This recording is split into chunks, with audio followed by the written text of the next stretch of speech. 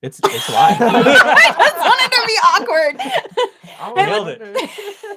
Nailed it. Yes. Welcome, everybody. Diandra here. Welcome, spooksters. Diandra here, and we're joined by camera guy Jason, and of course, our friend Anthony is also an author of some awesome, super dope, cool horror books that we will talk about at the end of this video. But we are here to talk about the Black Phone and a very interesting theory that, in particular, this one happened to come up with. It's backwards. Oh yeah, as is everything else. I didn't anticipate this. All right, I'm in the so upside down. we saw, all of us actually saw it together. He was in spirit in another place. He would have been invited. He would have been invited if he lived nearby.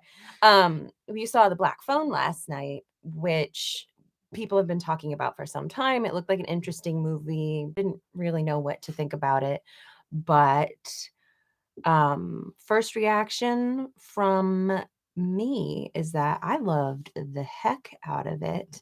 It was so well made. Oh my God, the acting from everybody, especially the kids. The little sister, just there's a point in the movie when she's talking about spoiler alert, by the way, if you have not seen it yet, but she's talking about her dreams being dreams, and just the delivery and how she goes through those lines is amazing. And the kids, I haven't seen people clap in a theater really for a while. And they were cheering and clapping. And it was, people were jumping, and that's my initial reaction before we get into everything else. Anthony? Well, same as Diandra, I love the movie. I've been waiting for it for a while. I mean, I know it was supposed to come out last year, so it was really like one of my anticipated films, and it really delivered for me. Just the imagery I thought was really good. I mean, just him being in that basement and the things he saw, and just how, when he would get those phone calls, and then like the dead children, spoiler alert, the dead kids would like literally be in the room with him talking, through the audience eyes, but they're coming through on the phone. And, it was just really interesting how they kind of played that, and just how it went along, just like because I'm a really big imagery guy. Like what I see is like really what grabs me. And like, if you're really doing a good job with the lighting and, the effects. And I really didn't feel like there were any like crazy effects in this. It was really simplistic. It's one of those movies I felt was like really simplistic, but effective. And like, those are the best types of movies to me, because it just shows you don't really need all the extra hoopla to just get your point across. I feel like the simpler, the better, and I felt like that's what this movie really did, at least for me. Mm-hmm. Like, I'm last, so I get to say that I totally agree with everything.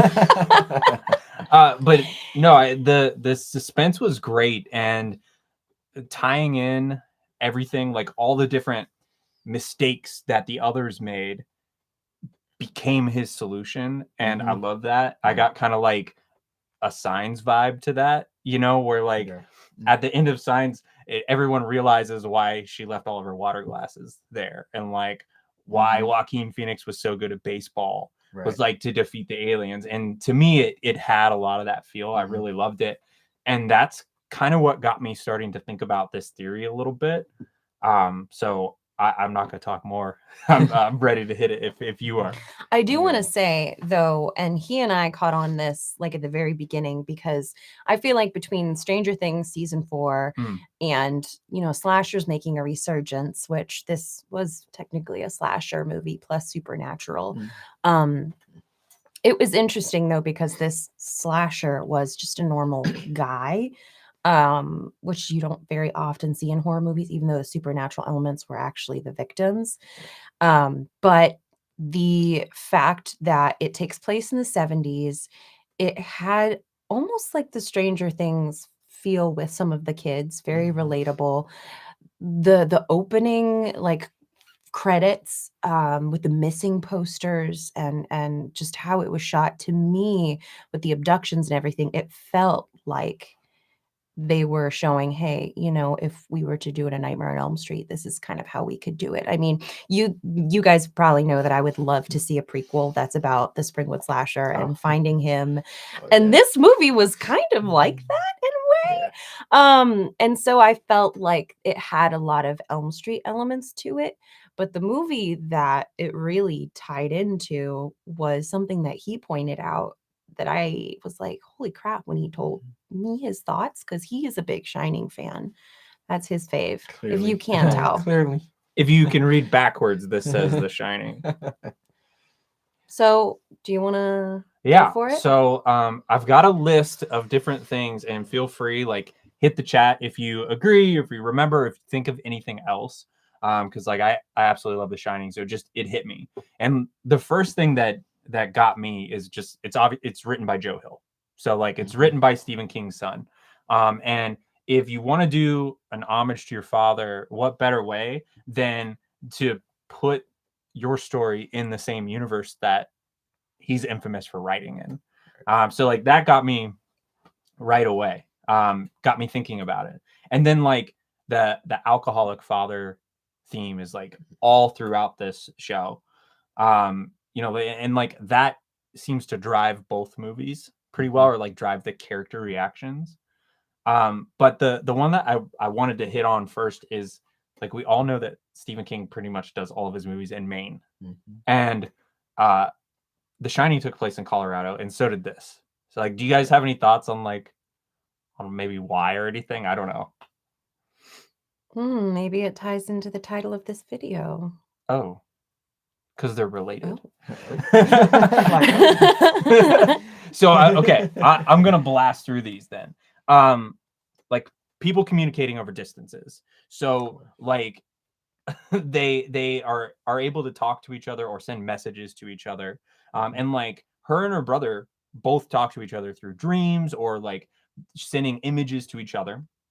Then one of the big central themes about The Shining is death leaving something behind. Right? Like when something terrible happens in that place, it continues to reside and haunt. And like the kind of fun thing, I guess, about this is, instead of like in The Shining it being a negative thing and like something that pulls you in and like wants to take you, in this movie it's a positive, you know. And so like the kids are trying to help and almost as if they're like aware. I feel like that's a common theme in like any Stephen King or type, you know, like you look at it, like, you know, the kids were like obviously more aware than the adults. And it's always that thing with kids, something about kids. It's like, because they hold on to, you know, the things that adults let go. So they just, it's like kids are like born with their own powers, you know, that, you know, kind of fades when you hit like adulthood, or you know, you're leaving adolescence or leaving fantasy behind because the world is telling you to grow up. So you leave it all behind. So there's always like that about, you know, those stories. Like it's the kids who, you know, end up kind of saving the day, you know, and defeating the monster, you know, because everybody thinks like, oh, it has to be the biggest guy, or somebody has to have this weapon or have that weapon. But it's really just the innate strength that they were like born with. And, you know, and that kind of hits on Nightmare too, because, you know, Nancy Thompson, all she had was her innate strength to defeat this dream demon. So it all kind of comes back to a lot of that. It's kind of cool. Yeah, and to expand on that, what I thought was interesting in this movie is the fact that one of the kids could do like really awesome martial arts, and he was like kicking everybody's butt. And then there was another kid who was a big bully, who was really known for being the toughest kid. And then this other kid comes in and he's the one that has martial arts. So they kind of have this, oh yeah, he was like the bully and stuff before he disappeared. And the thought of it, in it being like an innate strength, it's not just your skill, but how you think, your resiliency, everything like that, because the people that you think could take down this grabber are actually the ones who didn't end up defeating him, which I thought was very, very interesting. And it kind of ties back into that idea. But yeah, if you had to like choose your own character who's going to defeat the grabber, you're not picking Finn. No. Right. You know, you'd pick the tough guys, or like the one bully was like an adult Like Yeah. he's almost an adult. He's Yeah. huge. Like I know he can take me. So that's wild. That, but then they kind of used their skills later. So the next one I have is an innocent helper gets killed by an axe. So like Dick Halloran gets absolutely decimated with an axe by Jack Torrance, and then same with the grabber's brother. It was Max, right? Yeah, Max. Like he's just innocent, tries to come in and help, and then he ends up dying by an axe. Then the bike lock is 23317, and that just kept jumping out to me because of room 237. Like just a little thing, and I think as he's trying to guess which combinations it is, he even kind of says that. So I thought that was fun. Seeing dead people, obviously, or like seeing the past. So like Danny in The Shining sees the twins in the past, and then it cuts and he sees them dead. And the sister sees that kind of stuff all the time throughout the movie. So she's got some of those like Shining type skills. And then the one that got me too was when Finn is talking to Billy or Paperboy on the phone. They talk about that not everyone has the power. So like he's like, how am I hearing you? How am I connecting? They're like, well, the phone didn't work for us, but it works for you. So it's very similar to The Shining. It's like not everybody has it. And then how we were talking about like people grow out of these things in Stephen King stories. Like they talk about how the grabber had that skill, now he like pretends that it doesn't exist. And it's kind of like it almost themes with their mom, how she was told to like pretend it doesn't exist. Even the daughter was. So and then that ties right into the voices controlling a character. So like Jack Torrance is completely controlled by the ghosts or the spirits within the hotel. And that's kind of the way that they describe the father, and like how he describes their mom is like she started listening to the voices, and that's why she ended her life. This one's dumb. A main character throws a ball, like, but like his arm is meant, right, but that's a huge part of Jack Torrance's character is he just keeps throwing that ball, and I there's something to that. Then obviously we've got a picture on the thumbnail, but the rocket ship. It's like Danny wearing that very iconic NASA rocket ship sweater. And then the rocket ship is so pivotal to the entire story. I don't know why the grabber never took it from him, but that's especially because he damaged his arm with it. Like right as soon as he got it, he was like, well, because he said that line, something like, "Oh, he said I should choke you" or something for like what you did, and then like instantly regrets saying it. But yeah. Oh man. Okay, then masks, obviously. Like in The Shining, everybody that's evil seems to hide behind a mask. Or like whenever there's terrifying flashbacks or something like that, or they portray different emotions, and then the same thing happens with the grabber. Like he wears a different mask depending on his emotion, which I thought was kind of cool. And like I even read a little bit that like, Ethan Hawke used those masks and like how they look to get into each type of his character, like each mood that he's in. This one's dumb too. A main character gets stuck in food storage, which I mean it's freezer versus pantry, whatever. And then the last one that I had was when he's watching that old movie on TV and he's getting super scared. It's a black and white movie with the blood in the tub and everything, and it just kind of reminded me of same thing, that iconic bathroom in the hotel that's just only black and white and then red everywhere. So I don't know if that was just like another homage to his father or like how they wrote the story, because obviously Stanley Kubrick directed it, so some of that imagery is from that, but it makes me think that maybe he was impacted by the film as well. It could have been. And then that blood, like just that famous, when it's coming out the elevators. Yeah. And like, and then that horror film, which I had never even seen, but it's like, I want to see it now since I, saw it where like, it's all black and white. And the only thing that's in color is this blood. And then like that hand is coming out. Yeah. And he's like totally freaked out by this movie.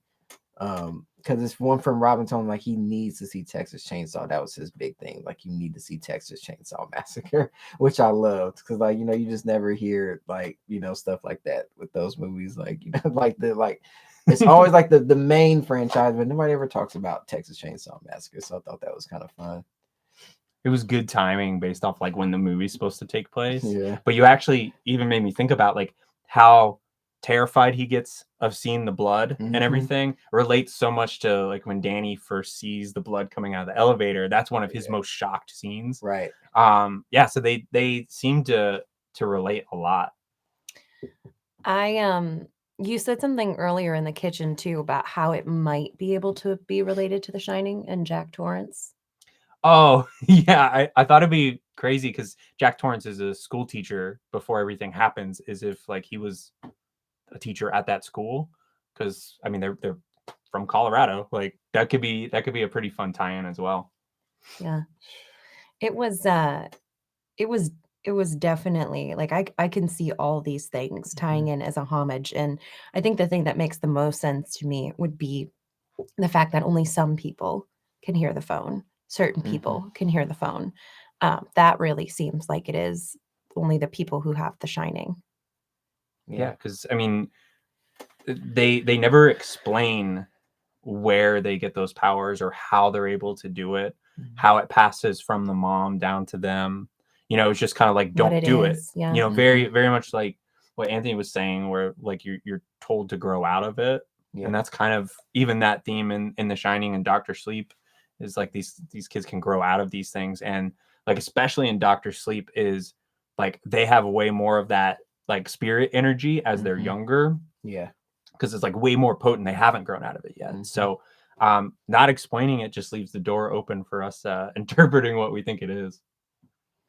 I also, this is not really related to that, but I thought that that just kind of in the movie in general, about the grabber and the masks and the smile to no bottom to having just the bottom to having the upside down frown. Oh yeah. I thought that was so creepy, and him just sitting there with his shirt open, like it was so perverted and gross. It was just gross. I hated that character, but like you wanted to hate him because he's terrible, but it was so gross, which is why I think it's all the more satisfying when and it's like a natural buildup to between Finn and the grabber and kind of that those sinister elements in between the two and being carried out but not being boring. And then Finn pulls a Nancy Thompson and like, you know, sets up some booby traps to get him. And then it ties in the whole arm is meant there at the end of like why it is. And it's just, and just to see this kid who was bullied and brought into like then being known for, you know, taking out the grabber. And then I love the very end when he sits down and the girl that he has a thing for is just like, hey, Finny. And he goes, call me Finn. Like, I love, it's just like such a nice little strange way to end it, but like it works. And it's just really, really cool. I loved the ghosts, how the kids were ghosts, 'cause they were not like their normal selves. They were in the shadows, or you could kind of see like what the grabber did to them and how he murdered them. And it was grotesque, but I think it was even scarier that it wasn't fully shown. And once again, that little girl was incredible. I saw a meme today on Twitter that was like, it was a video. It was like, when you know that your son, you know, can't take care of himself. And then it was like, but his little sister, like this little sister was a spitfire. I mean, my favorite part of the movie was when she was like, Jesus, what the fuck? Like I laughed so hard. There are some times when people get kids in movies and sometimes when they don't.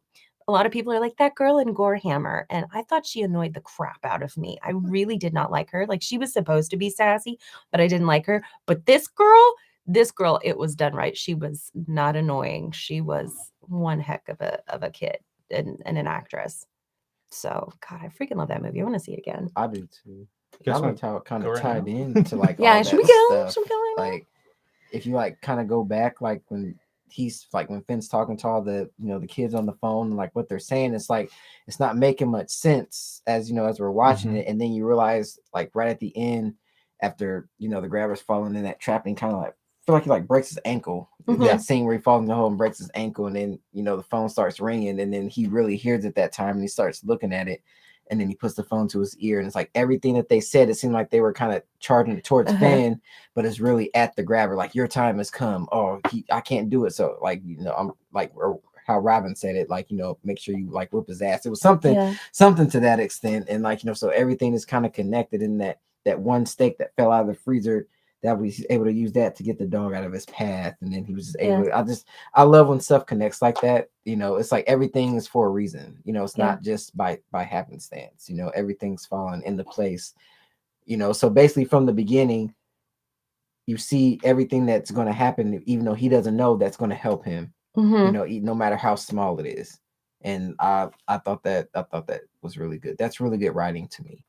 As a writer, like especially as I get older now, and like seeing some of these different types of films, I guess, as you call it elevated horror now, people call it elevated horror, it makes a lot of sense. And you can see how horror just grows in that way. You have your slashers, and then you have kind of how we were talking in the 90s, where people were more in the know about the horror, and then now we've got later on you had like your remakes and reboots, and now we're kind of like in this era where it's a little bit more sophisticated. It's a elevated horror, like sophisticated horror, in a sense. And I really enjoyed that concept. Especially for Joe. I mean, having obviously Stephen King as a father, like I can't just imagine like just growing up in that atmosphere, and just like having your brain just go way outside the box, and just finding all these small little things that really culminate into this really big thing. Can you imagine if he'd have grown up and been like not a great writer? Can you imagine that? And been like, son, you know what? Leave it to your dad. Thank God he did, though. Thank God he did become a great writer, because this was amazing. I actually did not know that it was a book beforehand, or like a story beforehand. So when I was seeing pictures of Joe Hill on the red carpet, I was like, what is he doing there? He's really like But it makes sense. Like, go you. Thanks for supporting horror. Well, I only found out about it last year, when the movie was supposed to come out last year, because when something looks good and I was like, oh, I want to check this out, it's like I'll instantly have to like kind of like know everything about it, without trying to like get spoiled, or like spoil myself on it. But that's when I found out it was a story. And I think it was a short story, if I wasn't mistaken. I thought that's really interesting, like to expand this into like this kind of like long movie. So I'm really interested in seeing like how that short story culminates compared to the movie. We were talking earlier about trying to figure out if they would potentially make a prequel about everything that's going on. Like, so if the grabber could hear the phone and he said, well, it hasn't worked since I was a kid, you're like, what's the story behind that? Why do you have this creepy basement? Like, why does your brother know that you're hiding something, but like never goes into the basement ever? And by the way, who is that actor? Like, I know him. I feel like if they're ever going to make another Evil Dead, but like need to have young Bruce Campbell, that's the actor. Yeah. That's James Ransone. He played adult Eddie Kasprak. Yeah. Oh my God. Chapter 2. That's we right. don't need IMDb. He looks like Bruce Campbell. I just realized that watching the movie. Yeah. But yeah. So he was in Sinister too. He's in both Sinister movies too. Oh, that's right. He is. Yeah. Man, he was such a good casting in the It Chapter 2. But I think you're right on the money about the Shining tie-in or some kind of homage. It just seems to make a lot of sense. I guess it's sealed then. That's it. We're It's claiming canon. it. Right. We're claiming it's it. Canon. And I never even picked up on that till he said it to me earlier. Like, he just said, what did you think about this? And he just laid out all these facts. And I'm just like, and it was like every time he said something, like ding, ding, ding, ding. Like, I was like, how did I like not pick up on this? And it's like, it was, and I should have like right away when I realized that they were doing like filming it in Colorado, when the setting of it's in Colorado. And I'm just like, because like how you're saying, that everything he does usually is in Maine. And the only thing that was in Colorado was The Shining. I mean, it's too big of a coincidence to think anything otherwise. I do want to also say that I didn't make the Shining connection necessarily, but the only thing I did think when I was watching the movie is that Finney reminds me of an older Danny Torrance. That was the thing, the hair, and just something about him just felt like, when Danny Torrance grew up a couple years, like he would be like Finn. Maybe they're cousins. Right. I mean, and the fact that this story could have easily been a modern day film. I mean, you could still have an old phone that just sits in the basement that doesn't ring, but it's specifically set in That phone over there. 19... If that phone starts ringing and breathing, I'm gonna be real Right. scared. Yeah. So the fact that it was 78, I mean, that says a lot. Mhm. So I don't think I have any more thoughts. I don't have any more thoughts. Anthony, why don't you talk about your books? Yeah. Oh Yeah. well, my Where can we books. find you and everything? Yes. Well, you can find me on pretty much any little outlet: Instagram, Facebook, Twitter. Or what did y'all say? What did y'all say before? Twittergram? Twittergram. Is that what y'all said? Maybe. You can find me on there too. Insta Twitter. Insta Twitter. Insta Twittergram. That's what. Yeah, I'm pretty much on all three of those. If you look for me on TikTok, you only find 2 videos. I'm not so good at TikTok, but I'm trying to get there. But you can find me on those. My books are on Amazon. They're under my full name, Mark Anthony Brownlee. And usually if you do comma books in the search bar, they would usually pop right up. So And what do your books normally pay homage to? They usually pay homage to the films of the past as well, specifically Nightmare on Elm Street. That's one of my favorites as well since I was 5. So that is usually my inspiration. I usually there was a saying a long time ago where I was watching a video where Will Smith had said something about when he started doing videos, in his mind, he's always chasing after Michael Jackson's Thriller. And at the time, I didn't understand what that really meant because I was about 13, 14 or 15 when I heard that. And then as I got older and started writing, I was like, I'm doing the same thing. I'm like chasing after Nightmare. I'm chasing after that high of the very first horror movie that I ever watched and trying to convey it in these books so that the person that's reading them will feel that same like scare high that I felt. So that really made a lot of sense. So that's usually how I write my books. So they're very character driven because I feel like if you can't really get along with the characters or really, kind of grasp onto the characters, like how the characters were in this, you're really not going to follow the story, because everybody, kind of needs their own hero or heroine. And, so I think it's really important that we, kind of build them up. So that's what I really try to do in my books, just and definitely keeping that old school horror element, even though it's modern day, because I feel like the past has always done it better in a sense, because they always say you learn from your past, and I feel like when it comes to horror, the past is always relevant. I mean, why else would you make a film that's, like I said, could be set in modern day, but you have it set in 1978 because there's something about those times that kind of has this innocence to it that makes it more scary, because back then nobody really knew the rules, nobody really knew what to look for or look out for. So it kind of feel like it always goes back to the past. So that's how I kind of usually always write my books. You got a compliment too. Our good buddy Garrett loves your shirt. Oh, thanks. Fright Night Fever. One of my favorite vampire films, of course. And now we know that he can read backwards. That's pretty impressive. Good for you. If you can read backward, call us. Yeah. We're not going to provide the number. You just have to try a bunch of different ones. 2, They'll 3, be 4, backwards. 7. Yes. Anywho, that's all of the thoughts that we have for today. Yeah.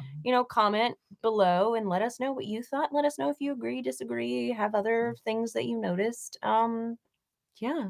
We would love to do more of these lives after we watch different movies. So if we don't do a full-blown snacks and screams, we would at least talk about some of the things that we are watching, because we always have thoughts and we love movies. So thanks for joining us, Anthony. Always. And we'll see you guys around. Bye. Bye. Didn't hit end yet. No.